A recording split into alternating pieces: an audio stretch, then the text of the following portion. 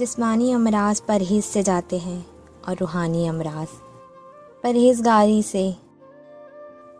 अपना ख्याल भी अहम है, लेकिन सबसे अहम ख्याल उसका है जिसने तुझे साहिब ख्याल बनाया है।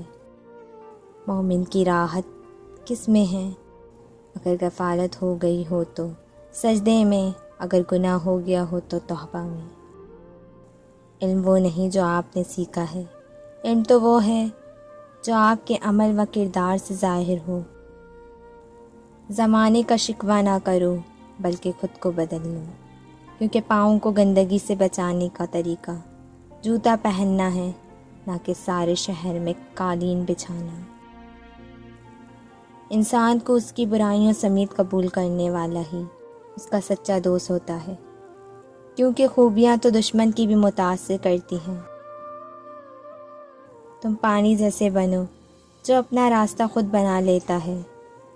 पत्थर जैसे मत बनो जो दूसरों का रास्ता भी रोक लेता है। गलती मानने और गुनाह छोड़ने में कभी देर मत करो, क्योंकि सफ़र जितना तवील होता जाएगा, वापसी उतनी ही दुश्वार होती जाएगी।